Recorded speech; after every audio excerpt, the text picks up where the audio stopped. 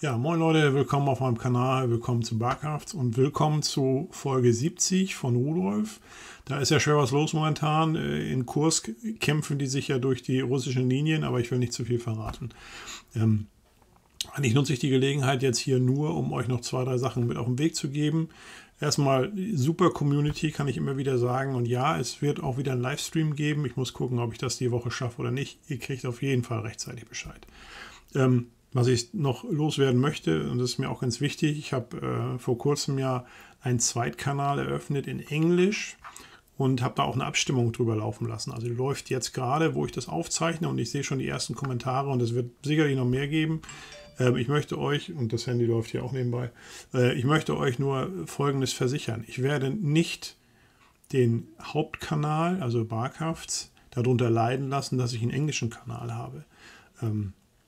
Auf diesem englischen Kanal werden tatsächlich nur Tagebücher oder Gefechtsberichte vorgestellt. Da wird es keine Film-Reactions geben.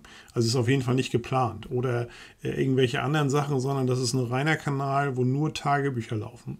Und da die Tagebücher ja quasi jetzt schon da sind, ich lasse die nur übersetzen von einem sehr guten Freund, der das alles tipptopp macht, lese ich das nur noch vor. Also es ist jetzt nicht so, dass ich jetzt 10 Stunden für den Kanal brauche, sondern der läuft erstmal so nebenher.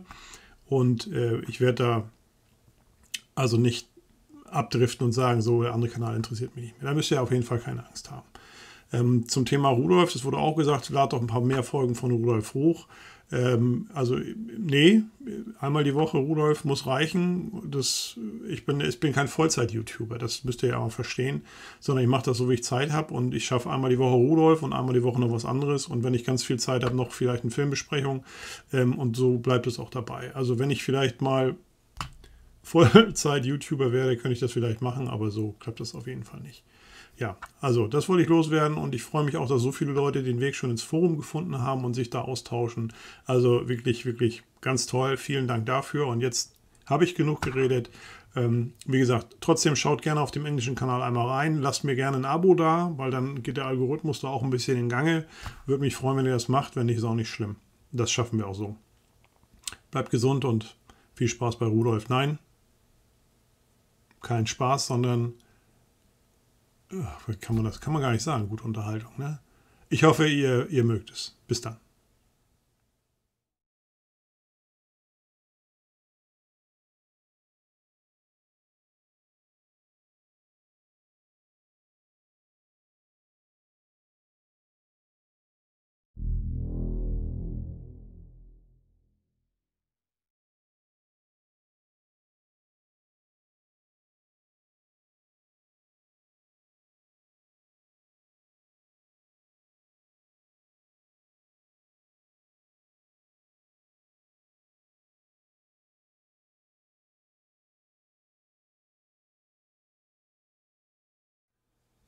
Tagebuch Ostfront, Heeresgruppe Süd, 4. Panzerarmee, Juli 1943, Kursk.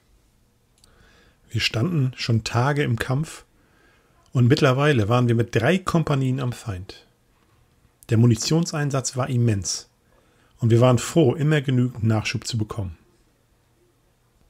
Allerdings war die uns zugewiesene MG-Munition nicht gegurtet, und wir mussten zwischen den Gefechten, oder wenn wir mal ein paar Stunden Ruhe hatten, selber gurten. Wir schworen uns, nicht mehr so sorglos die MGs einzusetzen, sondern sparsam damit umzugehen. Die Kommandanten wurden eingewiesen, und wir hatten den Auftrag bekommen, über eine Anhöhe zu fahren, um den Feindwiderstand zu sondieren. Unsere Kompanie sollte vorrollen und die beiden anderen vorerst sichern. Das war doch ein Himmelfahrtskommando, aber es sollte nun mal so sein. Peter war angespannt, und wir rollten etwas unruhig den Hang hinauf. Oben waren schon Schützenpanzerwagen vorgefahren, um das Vorfeld aufzuklären. Wir machten keinen Halt, sondern rauschten über den Höhenrücken herüber, da der Hang feindfrei gemeldet wurde. Es ging fast 3 Kilometer leicht bergab, und man konnte einen Bachlauf in der Ferne erkennen. Nach der Karte war es die Pena, und dahinter lag der Feind. Es war beängstigend still, also kein Schuss fiel. Mit 5 Panzern rollten wir zügig vor und auf der Hälfte der Strecke bekamen wir dann ein heftiges und gut liegendes Artilleriefeuer. Aber wir kamen ohne Schäden durch, man hörte aber Unmengen von Splittern und Steinen am Turm abprallen. Das Artilleriefeuer ebbte ab und wir waren auf 800 Meter an den Fluss heran. Das sollte reichen. Dann setzte Packfeuer ein und man konnte dazwischen das Feuern der Panzerkanonen von den Russen hören. Ein Waldstück lag noch einige Kilometer weiter rechts, aber dort konnte man überhaupt nichts erkennen. Wir hatten nur den Auftrag, den Gegner zu locken und uns dann Punkte im Gelände und die Feindstellung einzuprägen. Wir nahmen den Feuerkampf auf und schossen auf die erkannten Stellungen. Trotzdem sollten wir nicht durchbrechen, dafür waren wir auch viel zu schwach und hatten nicht genug Rückendeckung.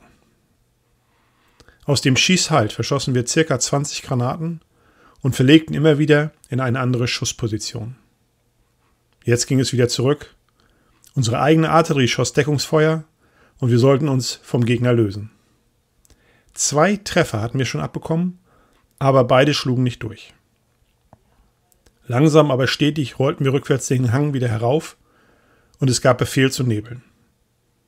Dann ein lauter Knall und der Panzer stand. Motor war aus und die Elektrik war auch ausgefallen. Ich prüfte die Sicherung und fand schnell eine defekte. Schnell ausgetauscht und Lothar brachte den Motor wieder zum Laufen. Wir nebelten und rollten weiter rückwärts. Einschläge neben uns, aber scheinbar konnten die Roten uns nicht mehr sehen. Dann meldete Elfriede neben uns einen Kettentreffer und wir blieben beim Kameradenpanzer. Schnell waren die Männer aus dem Panzer heraus und in kürzester Zeit im eigenen Nebel unter Pack- und Mörserfeuer wurde die Kette wieder aufgelegt. Alle schafften es unbeschadet zurück in den Kampfraum und wir rollten weiter den Hang hinauf. Die Entfernung war für die Russen schon zu groß, denn auf 2500 Meter waren die Packgeschosse für uns kaum noch gefährlich. Ein weiterer Panzer wurde lahmgeschossen und nun waren wir dran. Wir sollten ihn abschleppen und los ging's. Schnell wurden die Stahlseile vorgelegt, die Ösen eingehängt und wie der Wind war der Panzer bereit, abgeschleppt zu werden. Wir fuhren wieder an und zogen den Kameradenpanzer die Anhöhe hinauf. Wieder setzte Artilleriefeuer ein, aber diesmal war es schlecht geschossen oder die Ari vermutete uns im Nebel woanders. Leider kam leichter Wind auf und der Nebel lichtete sich zunehmend. Wir waren nun auf der Höhe angekommen und zogen uns mitsamt dem angehängten Panzer in Deckung. Ab und zurück in die Ausgangsstellung. Dort erstmal durchatmen und dann wurden unsere Beobachtungen zusammengetragen und mit den Kompaniechefs besprochen. Ein Angriffsplan mit Schwerpunktbildung wurde ausgearbeitet und wir sollten in einer Stunde angreifen. Luftunterstützung war nicht zu bekommen, die wurden woanders gebraucht. Das, was an eigener Artillerie da war, konnte nur versuchen, die Packstellung einzudecken, wenn wir schon gefährlich nah dran waren. Mir war nicht wohl bei dem Gedanken und ich hoffte, dass die Masse der 3 Kompanien das Feuer verteilen würden. Wir hatten noch eine Stunde bis zum Angriff und bereiteten uns vor. Munition und Betriebsstoff wurde zugeführt. Ich schaute mir die Dellen an. Eine in der Frontplatte und eine Schweißnaht war gerissen, eine in der Kanonenblende und eine neben dem Bug-MG. Unsere gute Panzerkiste hatte auch was abbekommen. Aber unser Stahl hatte uns gut geschützt. Und wenn dort nicht noch schwere Kaliber stehen würden, dann wäre es zwar kein Spaziergang, aber doch ein harter Tanz. Keine Minen wurden gemeldet und so hofften wir, dass man bis zum Dorf durchbrechen könnte. Angriffsbeginn. 3 Kompanien sollten nach vorne geworfen werden. Eine in Reserve und 2 als Stoßkeil. Wir hörten die eigene Artillerie schon Wirkungsfeuer schießen. Ziele waren übermittelt worden. Wir rollten über die Anhöhe und griffen an. Wie beim ersten Mal war es ruhig und kein Feindfeuer. Das kannten wir ja, und die Russen-Ari würde uns erst wieder in der Mitte des Hangs mit dem Feuerzauber empfangen. Ich hatte mir die Stelle eingeprägt und dann, wie auf Bestellung, ging es los. Der Kampfwagen rollte ohne Rücksicht durch das Sperrfeuer und wir bekamen mit, dass ein paar Wagen schon mit Treffern ausgefallen waren. Wir verkürzten die Entfernung und bei 1300 Meter wurde der erste Schießhalt befohlen. Ziele waren im Gedächtnis und ein Feuerschlag aus den versammelten Panzerkanonen schmetterte Tod und Verderben in die Russenstellung. Vereinzelt wurden Packstellungen ausgemacht, die sich durch ihre Abschüsse verraten hatten. Hier wurde mit Sprenggranaten dem Spuk schnell ein Ende gemacht. Wir funktionierten wie Maschinen. Laden, richten, Feuer. 3 Schuss. Vorrollen. Sich gegenseitig decken. Ziele bekämpfen. Feindstellung melden. Der Widerstand wurde stärker, aber wir hatten noch nichts abbekommen. Dann doch Treffer am Turm. Ein Kornfeld weiter rechts war scheinbar mit Panzerbüchsenschützen gespickt. Wir schwenkten ein und rollten in das Feld. Nicht parallel zur Feindlinie, eher im 40-Grad-Winkel. Ich sah keine Abschüsse, aber der Ladeschütze feuerte auf gut Glück ein paar Salven in das Kornfeld. Nun bekamen wir noch weitere Treffer ab, die aber nicht durchschlugen. Ein Panzerbüchsentrupp versuchte noch wegzukommen, aber wurde vom Nachbarpanzer in Fetzen geschossen. Der zweite Trupp sprang todesmutig in einen Graben und kam so aus unserem Feuerbereich heraus. Dann kletterten die auf unseren Panzer und mir wurde Angst und Bange. Peter wollte raus und ich hielt ihn zurück. Nur Sekunden später hörten wir MG-Kugeln am Turmheck abprallen. Die Kameraden hinter uns hatten aufgepasst und die Banausen vom Turm geschossen. Jetzt wurde es langsam wirklich schwer, an die Stellung heranzukommen. Lothar musste all sein Können aufbieten, um nicht in Bombentrichtern oder Panzersperren hängen zu bleiben.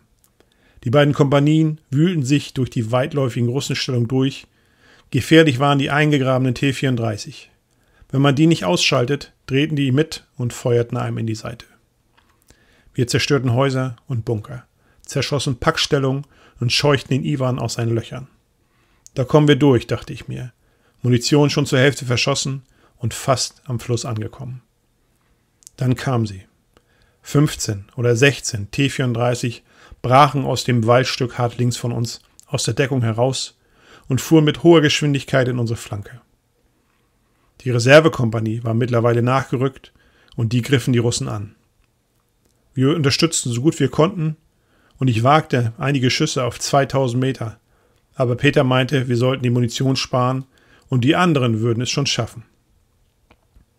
Die Feindpanzer erfuhren einen wilden Angriff und ich konnte es in Teilen mit ansehen. Die Panzer rammten sich gegenseitig oder schossen in voller Fahrt auf unsere Kompanie. Ich konnte mir einfach nicht erklären, wie man so schlecht seine Kampfkraft einsetzt. Es dauerte nicht länger als 30 Minuten und kein Russenpanzer war noch in einem Stück. Sicherlich hatten wir auch eigene Ausfälle, aber die Russenpanzer waren alle Totalverluste. Unsere Grenadiere sammelten die überlebenden Panzerleute der Roten ein und die qualmenden Wracks nahmen uns die Sicht. Auf der anderen Uferseite wurde es dann lebendig. Hier auch wieder Stellung und ein Panzergraben. Jetzt preschten die anderen Kompanien vor und begannen von unserer Uferseite aus den Russen zu behaken. Der Bach war für uns doch zu breit und wir hofften auf Brückengerät, um in der nächsten Stunde überzusetzen. Eine Verschnaufpause kam, als der letzte Feindwiderstand erstarb. Die Infanterie hatte schon den Bach bezwungen und konnte unter unserem Feuerschutz die Gräben der Russen aufrollen. Auch kamen noch ein paar Stukas in unseren Abschnitt und stürzten sich auf erkannte Ziele, die wir vom Bachlauf nicht erreichen konnten. Wir sicherten wieder den Bereich und stellten unsere Rosinante nahe an einer Ruine einer größeren Russenhütte ab. Wieder ordentlich Kratzer am Turm, aber alles noch heil. Die Freude war groß, als in der einsetzenden Dämmerung Teile des Stabes in ihren mobilen Gefechtsständen in die Nähe eintrafen und auch Schmidt dabei war. Ich freute mich und wir klopften uns ordentlich auf die Schultern. Ich hatte noch zu tun und wir wollten uns später nochmal sprechen. Nachdem die Rosinante soweit versorgt war und wir auch was gegessen hatten, ging ich noch zu den Kameraden, die uns die Russen vom Turm geschossen hatten. Der Funker war es gewesen, weil Kommandant und Richtschütze gerade andere Ziele bekämpften. Er sah die Burschen aus dem Graben hüpfen und mit Handgranaten unseren Panzer angehen. Er zog dann gleich durch, hatte wohl aber auch unsere Panzerkiste getroffen. Das war nicht so schlimm, aber ich wollte da doch nachher mal reinschauen. Ich bedankte mich artig und ging wieder zu meiner Besatzung zurück. Das ließ mir dann doch keine Ruhe. In der Kiste hatten wir alles verstaut, was man so brauchen kann und wofür kein Platz im Panzer war. Leider waren 3 Kugeln dort eingeschlagen, aber ich hatte mittlerweile gelernt, meine Ersatzuniform nicht dort zu verpacken. Die Kiste konnte immer mal getroffen werden. Peter kam zu mir und ich zeigte ihm die Löcher. Wir schauten rein und eine Flasche Port hatte es erwischt und seine bessere Panzerjacke hatte 2 schöne Löcher im Stoff. Naja, so schlimm war es nun auch nicht, aber die Jacke roch wie eine Hafenkneipe. Da musste ich dann doch lachen. Diesmal zog sogar Flaksicherung mit vor, um die Pioniere beim Brückenbau zu schützen. Die sollten die ganze Nacht durcharbeiten und am nächsten Morgen um 7 Uhr sollte es weitergehen. Ich traf mich noch mit Schmidt und wir erzählten, was wir erlebt hatten. Er war immer dicht hinter dem Regimentskommandeur gewesen und es war schon ein paar Mal ganz schön knapp geworden. Einmal waren 3 Panzer gemeldet, die irgendwo durchgeschlüpft waren, aber der Stabszug hat mit seinen beiden Langrohren die gleich zurechtgewiesen, nicht im Hinterland zu marodieren. 2 Tieffliegerangriffe und 1 Artillerieschlag hatten sie ohne Kratzer überstanden. Glück muss man eben haben. Über die ganz große Lage konnte er mir soweit nichts sagen, aber was er wusste, war, dass es von Tag zu Tag langsamer voranging und die Ausfälle stiegen. Ich erzählte von den Panthern im Nachbarabschnitt und er erzählte von der Leibstandarte, die wohl unbarmherzig durch die stärksten Verteidigungsstellungen schnitt, wie Moses durch das Rote Meer. Was für ein Vergleich.